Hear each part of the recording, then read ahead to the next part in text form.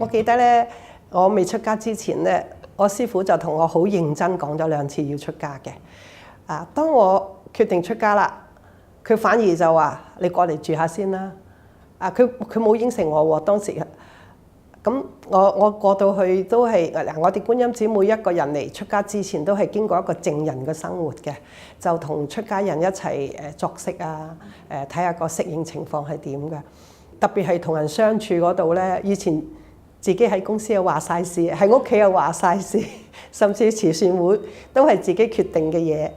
咁喺另外一個角度去修行咧，其實就係磨練自己嗰個忍辱啊，同人相處，即係降低自己嘅自我啊咁。我覺得出家呢條路係好好嘅。咁當然亦都離唔開一個師父嘅教導啊，同埋僧團嘅互相嘅支持啦，即係我哋大家師兄弟啊一個氣氛去學習啦。我覺得觀音寺係我一個好好嘅選擇嘅嚇。咁點解話觀音寺好好嘅選擇咧？咁師父佢都好。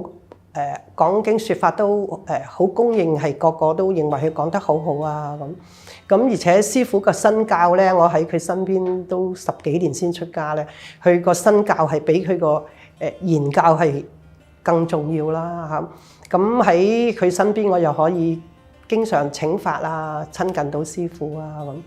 咁你話講資源咧，觀音寺有40幾年個資源咧，對於出家人咧係一個提供咗一個好好嘅、好優越嘅修行環境啊！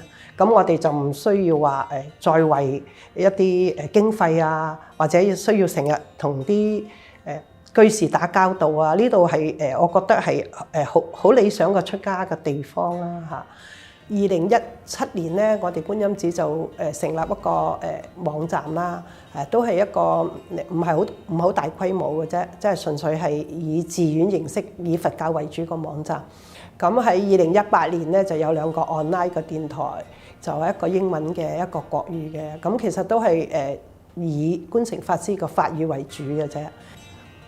咁你話慈善工作咧，就係觀音寺一路都有做開嘅。20幾年佢都有做，20幾年前佢就做一個廣東省偏遠山區，即係嗰陣時中國個經濟唔係咁發展嗰陣時咧，就做一啲扶貧助學嘅咁。咁就後期2013年咧就做有個成立個泰國嘅老牛之家咧，即係放牛啦咁。跟住有泰北有個華文小學啦咁。我哋又係2017年又成立咗慈恩月，就係嗰陣時我出咗家之後搞嘅，係主要係針對中國偏遠地區一啲留守兒童嗰個照顧啊、助學啊。因為早幾年咧亦都係我哋見到好多個案啊。咁佢哋個留守兒童個家庭咧，如果發生變故嗰陣時咧，係得唔到好多援助啊。好高興咧，能夠用自己喺在家時間嗰個人生經驗啊、經歷啊，去喺出咗家之後能夠去做自利利他嘅事情，係為三寶去貢獻啊。喺我哋出家人個修持修行方面咧，我哋係有16個字嘅宗旨。我師父就一路都好堅持㗎啦，持戒為本，經教為依，修心為要，淨土為歸。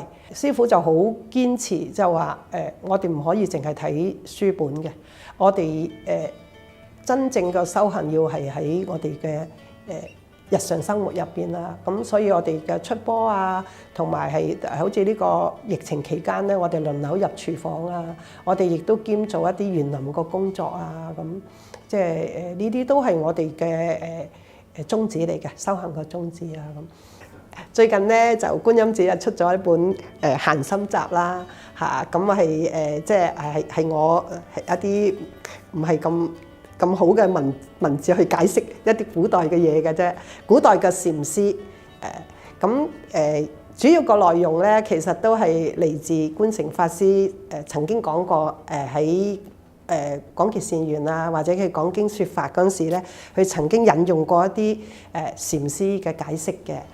咁點解會有呢本書嘅出現咧，咁其實個緣起咧就係好多人都好似我咁係有興趣嘅。聽完之後咧，好想入翻轉頭又去揾下資料啊，譬如呢啲禪師個出處啊，呢啲禪師個作者個背景啊，翻轉頭又想去理解下咁。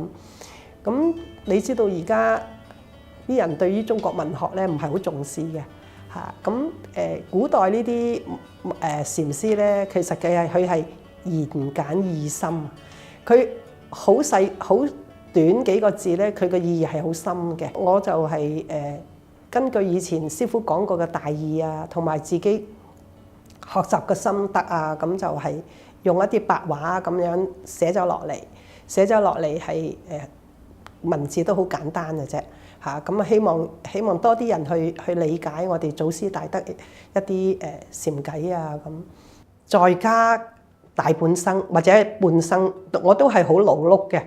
就嗰陣時，因為係做廠啊，成日上大陸啊，成日飛嚟飛去，咁我係冇停落嚟去做我中意做嘅嘢嘅。咁我覺得出家咧，到而家嚟講，我係覺得最幸福嘅事情。